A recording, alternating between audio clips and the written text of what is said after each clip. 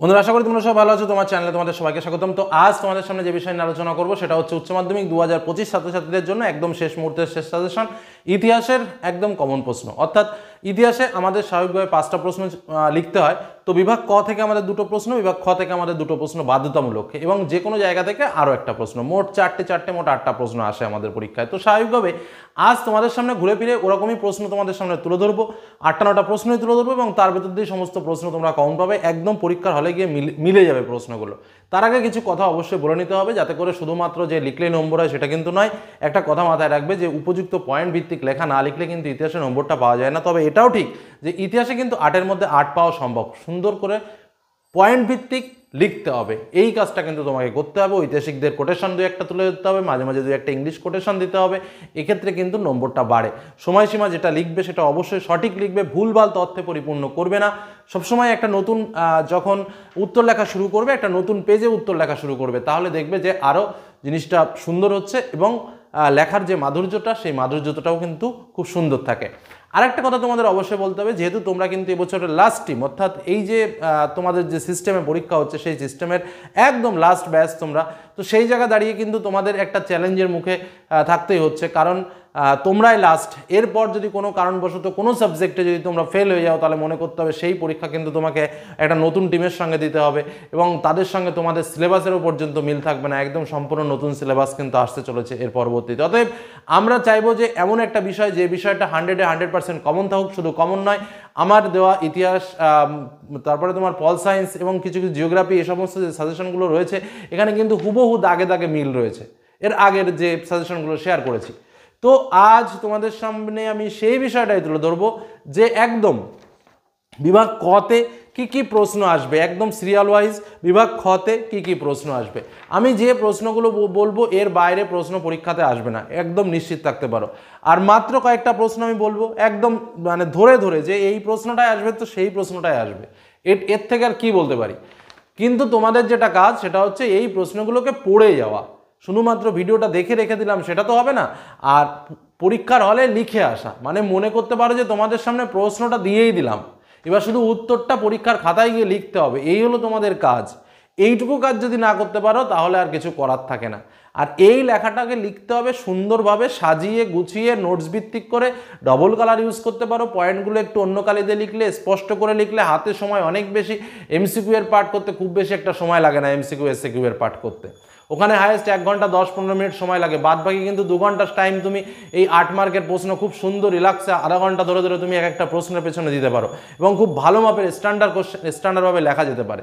অর্থাৎ সেই জায়গা দাঁড়িয়ে ইতিহাসে নম্বর পাওয়াটা কিন্তু এখন হাতের মুঠোর ব্যাপার, শুধু জানতে হবে। আর এই কটা প্রশ্ন হাতে যেটুকু সময় আছে সেটুকু সময় এনাফ এই কটা প্রশ্ন পড়ে। আমি বলবো যারা এখনো পর্যন্ত কোনোদিনও ইতিহাস বই টাচ করেনি তারাও 90%-এর উপরের মার্কস পেতে পারো। আর যে প্রশ্নগুলো বলবো সেই প্রশ্নগুলো শুধু দেখে যাও, 2-3 বার রিডিং পড়লেই মোটামুটি আশা করি যে সেই প্রশ্ন বাঁধবে। সেরকম প্রশ্ন এখানে খুব একটা নেই যে 2-3 বার রিডিং পড়ার পর সে কিছু লিখতে পারবে না, এটুকু বলতে পারি। আর শর্টের জন্য আমি বলেছি যে প্রিভিয়াসে আমাদের দেখো অধ্যায়ভিত্তিক শর্ট রয়েছে, চ্যানেল প্লেলিস্টে চলে যাও, সেখানে গেলে তোমরা পেয়ে যাবে, যেখানে অধ্যায়ভিত্তিক শর্ট নোটসগুলো পেয়ে যাবে। আর তার সঙ্গে যে টেস্ট পেপার থাকুক তোমাদের কাছে, সেই টেস্ট পেপারের মোটামুটি 10 থেকে 15টা পেজ তোমরা সলভ করে ফেলো। আমরা তোমাদের জন্য এবিটিও সম্পূর্ণ সলভ করে দিয়েছি, একদম first to last history complete. তো তোমরা যারা ওই বইটা তোমাদের কাছে আছে বা অন্য কোনো বই, সে যে কোনো বই তোমরা থাকতে পারে, তা শর্টের জন্য ওই পার্টটা করো, প্রিভিয়াস ইয়ারের কোশ্চেন সলভ করো, কারণ প্রিভিয়াস ইয়ার থেকেও প্রচুর কোশ্চেন ইতিহাসে রিপিটেশন হয়। ওকে, তো আর সময় নষ্ট করবো না, আমরা সরাসরি চলে যাবো প্রশ্নপত্র। কি কি প্রশ্ন আমাদের এবছর আসতে চলেছে, চলো সেই প্রশ্নগুলো আমরা এবার একটু দেখে নিই। ওকে, চলো দেখে নেওয়া যাক তাহলে মূল প্রশ্নপত্র। বন্ধুরা তাহলে দেখে নিই হিস্ট্রির লাস্ট মিনিট সাজেশনে কী কী রয়েছে বা ইম্পর্টেন্ট কী কী প্রশ্ন রয়েছে। তো আমি প্রথমেই বললাম বিভাগ ক থেকে আমাদের 4টে প্রশ্ন আসবে, 2টো কোশ্চেন লিখতেই হবে, আর একটা কোশ্চেন তুমি ক বিভাগ থেকেও লিখতে পারো, খ বিভাগ থেকেও লিখতে পারো। তো যার যে পার্টটা বেটার মনে হয় সে সেই পার্টটা করবে। তো প্রথম দেখো, ক বিভাগের জন্য আমি 8টা প্রশ্ন লিখেছি, খ বিভাগের জন্য আমি 9টা প্রশ্ন লিখেছি। একটু বেশি রেখেছি, তার কারণও রয়েছে। তার কারণ হচ্ছে যেহেতু আমাদের এটা লাস্ট পরীক্ষা, সেহেতু আমি চাই যে যেন কোনো রকম কোনো বাধা বিপত্তি না থাকে, এবং 100% কমন যেন আমরা পেয়ে আসি বিগত বছরের মতো। সেই কারণেই এই প্রশ্নগুলো তুলে ধরা। প্রথম যে প্রশ্নটা হুবহু তোমরা পরীক্ষায় কমন পেতে চলেছো সেটা হচ্ছে এক দাগে এই প্রশ্নটা, আমার মনে হয় একদম হুবহু পাবে, এটা অথবা এটা লেখো। প্রথম প্রশ্ন, মিথ ও লিজেন্ড বলতে কী বোঝো? অতীত বিষয়ে মানুষের ধারণাকে এরা কীভাবে রূপদান করে? অথবা পেশাদারি ইতিহাস বলতে কী বোঝো? অপেশাদারী ইতিহাসের সঙ্গে পেশাদারী ইতিহাসের পার্থক্য কী? আশা করি প্রথম এই প্রশ্নটা এটা একদম হুবহু পাবে, এটাও থাকবে, এটাও থাকবে, যে কোনো একটা প্রশ্নের উত্তর লিখতে হবে অথবাতে। কি বললাম বোঝা গেল? যাই হোক, তোমরা এই দুটো পার্টই ভালো করে পড়বে, very very very very important part. 2 নম্বর প্রশ্ন, উপনিবেশবাদ ও সাম্রাজ্যবাদ বিষয়ে হবসন ও লেনিনের তত্ত্ব আলোচনা করো। Very very very important question কিন্তু বলে রাখলাম। নেক্সট, অবশিল্পায়ন কাকে বলে? কোম্পানির আমলে দেশীয় শিল্পের অবক্ষয়ের কারণ ও ফলাফল আলোচনা করো। পরবর্তী প্রশ্ন, চিরস্থায়ী বন্দোবস্তের প্রধান শর্তগুলো কী কী? ভারতীয় অর্থনীতিতে এর প্রভাব আলোচনা করো। পরবর্তী কোশ্চেন, ইংরেজ ইস্ট ইন্ডিয়া কোম্পানি কিভাবে বাংলার দেওয়ানি লাভ করে? দেওয়ানি লাভের গুরুত্ব ও ফলাফল লেখো। পরবর্তী কোশ্চেন, চীনে চৌঠা মে আন্দোলনের কারণ কি? এই আন্দোলনের প্রভাব আলোচনা করো।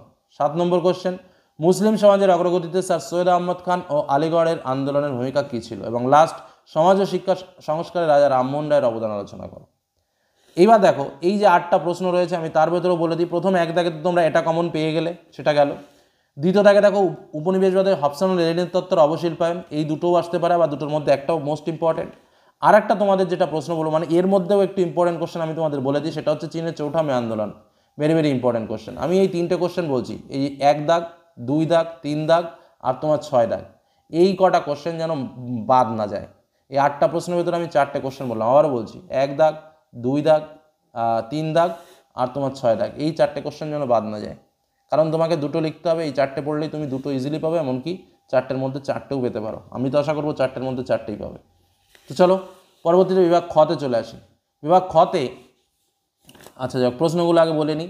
প্রথম প্রশ্ন, জালিয়ানওয়ালাবাগের হত্যাকাণ্ডের প্রেক্ষাপট কী ছিল? এই ঘটনার গুরুত্ব কী? দ্বিতীয় প্রশ্ন, 1909 খ্রিস্টাব্দে মর্লেমিন্টো সংস্কার আইনের সমালোচনা সহ পর্যালোচনা করো। 3 নম্বর, হোচি মিনের নেতৃত্বে ভিয়েতনামের মুক্তিযুদ্ধের বিবরণ দাও। 4 নম্বর প্রশ্ন, সুয়েজ সংকট তাৎপর্য ব্যাখ্যা করো, এই সংকটে ভারতের ভূমিকা কী ছিল। 5 নম্বর প্রশ্ন, জোট নিরপেক্ষ নীতি কী? জোট নিরপেক্ষ আন্দোলনের উদ্দেশ্য আলোচনা করো। 6 নম্বর প্রশ্ন, ট্রুম্যান নীতি ও মার্শাল পরিকল্পনা সম্পর্কে আলোচনা করো। 7 নম্বরের প্রশ্ন, মন্ত্রী মিশন বা ক্যাবিনেট মিশনের প্রস্তাব কী কী, এর ত্রুটিগুলো আলোচনা করো। 8 নম্বর, বাংলাদেশের উত্থানে শেখ মুজিবুর রহমানের ভূমিকা আলোচনা করো। এই প্রশ্নটা নিয়ে তোমাদের একটু বুঝিয়ে দিচ্ছি, আগে দাঁড়াও। স্বাধীন ভারতের প্রথম 3টি পঞ্চবার্ষিকী পরিকল্পনার লক্ষ্য ও গুরুত্ব আলোচনা করো। বর্তমানে যা বাংলাদেশের পরিস্থিতি, সেই জায়গা দাঁড়িয়ে হয়তো এই প্রশ্নটা তোমার কাছে মনে হচ্ছে যে পরীক্ষাতে আসবে না, কিন্তু তোমাদের একটা কথা বলি, যখন আমাদের প্রশ্নপত্র তৈরি করা হয় তখন কিন্তু এই বাংলাদেশে এত সমস্যা কিন্তু সৃষ্টি হয়নি। যখন প্রশ্নপত্র মানে ওই জুন জুলাইয়ের দিকে আমাদের প্রশ্নপত্র তৈরি হয়ে যায় অটোমেটিক্যালি, ঠিক আছে? তো সেই সময়ে দাঁড়িয়ে কিন্তু এই প্রশ্নটা যে প্রশ্নে টাইপ করা থাকবে না তার গ্যারান্টি দিয়ে বলা যাবে না, এটুকু বলে রাখলাম। যে কারণে আমি প্রশ্নটা দিয়েছি, কারণ প্রশ্নটা কিন্তু ইম্পর্টেন্ট রয়েছে এবছরের জন্য। এবার দেখো, এখানে মোট 9টা প্রশ্ন রয়েছে, আমি এর মধ্যে থেকেও আমি 4টে বলে দিচ্ছি। একটা হচ্ছে 1909 সালে মর্লেমিন্টো সংস্কার আইন, হোচি মিনের নেতৃত্বে ভিয়েতনামের মুক্তিযুদ্ধ, সুয়েজ সংকট, জোট নিরপেক্ষ নীতি। আচ্ছা, তারপরে হচ্ছে একদম লাস্টেরটা চলে আসো, স্বাধীন ভারতের প্রথম 3টি পঞ্চবার্ষিকী পরিকল্পনার লক্ষ্য গুরুত্ব। আবারও বলছি, তাহলে কী কী বললাম? 1909 মর্লেমিন্টো আইন, হোচি মিন, সুয়েজ সংকট, জোট নিরপেক্ষ নীতি, আর একটা হচ্ছে প্রথম 3টি পঞ্চবার্ষিকী পরিকল্পনার লক্ষ্য গুরুত্ব। এই 4টে প্রশ্ন কিন্তু মোস্ট মোস্ট মোস্ট ইম্পর্টেন্ট, কিন্তু অন্যগুলো যে ইম্পর্টেন্ট নয় সেটা কিন্তু আমি বলছি না, বারবার বলছি একটা কথা, যেহেতু তোমাকে দুটো দুটো করে লিখতে হবে, এখান থেকে দুটো লিখতে হবে, মানে এখানে যা প্রশ্ন রয়েছে আশা করছি এখান থেকে 4টেই পাবে, এখানে যা প্রশ্ন রয়েছে এখান থেকেও আশা করি 4টেই পাবে। এবার যেহেতু দুটো দুটো করে তোমাকে লিখতে হবে পরীক্ষাতে, আর একটা কোশ্চেন যে কোনো জায়গা থেকে লিখতে হবে, সেহেতু আমি বলছি যে এই 4টে 8টা কোশ্চেন যেন অবশ্যই করো, তাতেও আশা করি 8টার মধ্যে তুমি 5টা কোশ্চেন কমন পাবে। এটুকু বলে আজকের আলোচনা শেষ করলাম। আর যে কথাগুলো বললাম, যে টিপসগুলো দিলাম, এইগুলো একটু মেনটেন করে পড়ার চেষ্টা করো, আর একটু লিখে প্র্যাকটিস করার চেষ্টা করো। 2-1টা প্রশ্ন লিখে নাও বা 1বার 2বার একটু প্র্যাকটিস করে নাও, তাহলে দেখবে অবশ্যই বেটার একটা বেনিফিট কিন্তু তোমরা পাবে। এটুকু বলে আজকের আলোচনা শেষ করলাম। সকলে ভালো থেকো, সুস্থ থেকো, সাবধানে থেকো। ধন্যবাদ।